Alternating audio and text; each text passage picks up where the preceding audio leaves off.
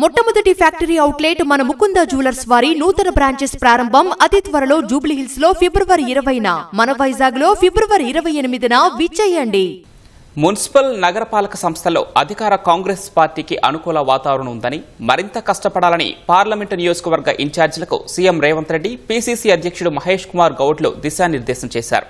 వివిధ సర్వేలను ముందు పెట్టుకుని సమీక్ష నిర్వహించిన సీఎం రేవంత్ రెడ్డి కొన్ని మున్సిపాలిటీల్లో తప్ప అన్ని చోట్ల పార్టీకి సానుకూల వాతావరణం ఉందని అభిప్రాయపడ్డారు.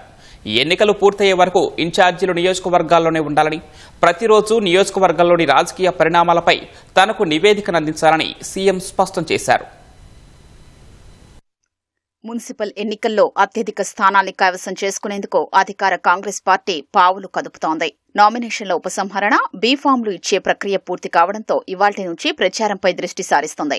జూబ్లీహిల్స్లోని సీఎం క్యాంపు కార్యాలయంలో నిన్న రాత్రి మంత్రులతో సీఎం రేవంత్ రెడ్డి, పీసీసీ అధ్యక్షుడు మహేష్ కుమార్ గౌడ్, రాష్ట్ర వ్యవహారాల ఇన్ఛార్జ్ మీనాక్షి నటరాజన్ సమావేశమయ్యారు. సీఎం రేవంత్ రెడ్డి, పీసీసీ అధ్యక్షుడు మహేష్ కుమార్ గౌడ్ రాష్ట్రంలోని 116 మున్సిపాలిటీలు, 7 నగరపాలక సంస్థలకు చెందిన సర్వేల్ని ముందు పెట్టుకుని పార్లమెంటు నియోజకవర్గాల వారీగా సమీక్ష చేసినట్లు పార్టీ వర్గాలు చెబుతున్నాయి. మెజారిటీ మున్సిపాలిటీల్లో, నగరపాలక సంస్థల్లో అధికార కాంగ్రెస్ కు అనుకూల వాతావరణం ఉన్నట్లు సర్వేల గణాంకాలు స్పష్టం చేసినట్లు తెలుస్తోంది. అయితే సర్వేల్లో వెనుకబడిన మున్సిపాలిటీలను విశ్లేషించిన సీఎం రేవంత్ రెడ్డి వాటిపై ప్రత్యేక దృష్టి సారించాలని మంత్రులకు సూచించారు. అక్కడ సీనియర్ నాయకుల్ని ఇన్ఛార్జీలుగా నియమించారని పీసీసీ చీఫ్ కు సూచించినట్లు సమాచారం. పార్లమెంటు నియోజకవర్గం పరిధిలోని మున్సిపాలిటీలు, నగరపాలక సంస్థల గెలుపు బాధ్యత ఇన్ఛార్జీలదేనని సీఎం, పీసీసీ చీఫ్ స్పష్టం చేశారు. నామినేషన్ల ఉపసంహరణ తర్వాత టికెట్టు దక్కలేదని అసంతృప్తితో ఉన్న నేతల్ని బుజ్జగించాలని సీఎం రేవంత్ రెడ్డి మంత్రులకు సూచించారు.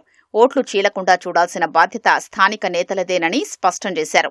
పాత, కొత్త నేతల సమన్వయంతో సమిష్టిగా పనిచేయాలని సూచించిన సీఎం ఎప్పటికప్పుడు ఇన్ఛార్జి మంత్రులతో సమావేశం ఏర్పాటు చేయాలని పీసీసీ చీఫ్ కి సూచించారు. రోజువారీగా రిపోర్టు తనకు అందించాలని సీఎం ఆదేశించారు.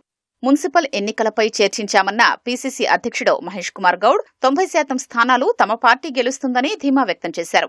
ఈ ఎన్నికల్లో తమకు పోటీదారులే లేరని, మెజారిటీ స్థానాలు గెలుచుకుంటామని పీసీసీ చీఫ్ వెల్లడించారు. రెబల్స్ బెడద దాదాపుగా లేదని స్పష్టం చేశారు.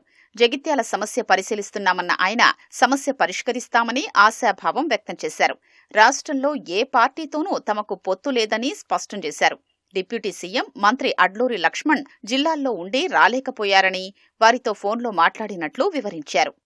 ముఖ్యమంత్రి గారు రానున్న మున్సిపల్ విషయంలో కొంత రివ్యూ చేసినారు. వారి వద్దన్న సమాచారం, మేమిచ్చిన సమాచారం ప్రకారం దాదాపు 90% మున్సిపాలిటీలు కాంగ్రెస్ పార్టీ గెలుచుకుంటా ఉంది. అసలు ఒక రకంగా చెప్పాలంటే రానున్న మున్సిపల్ ఎన్నికల్లో కాంగ్రెస్ పార్టీకి ఏ పార్టీతో పోటీయే లేదు. అరకొర వార్డులలో కొన్ని చోట్ల బీజేపీ, కొన్ని చోట్ల టీఆర్ఎస్ తప్ప అసలు పోటీ లేదు. ప్రధాన కారణం కాంగ్రెస్ ప్రభుత్వం ఇచ్చినటువంటి సంక్షేమం, అభివృద్ధి దిశలో ప్రజలు సంతృప్తిగా ఉన్నారు. మెజారిటీ మున్సిపాలిటీస్ మేము గెలుచుకుంటాం. మరోవైపు మున్సిపల్ ఎన్నికల నిర్వహణను పర్యవేక్షించేందుకు కార్పొరేషన్లు, మున్సిపాలిటీ వారీగా పరిశీలకుల్ని పీసీసీ ఈ రోజు నియమించనుంది. మున్సిపాలిటీ ఎన్నికలు లేని ఎమ్మెల్యేలు, సీనియర్ నాయకులు, మాజీ మంత్రులు, మాజీ ఎమ్మెల్యేలు, పార్టీ ఆఫీస్ బేరర్లు, కార్పొరేషన్ చైర్మన్లకు ఈ బాధ్యతలు అప్పగించనున్నారు.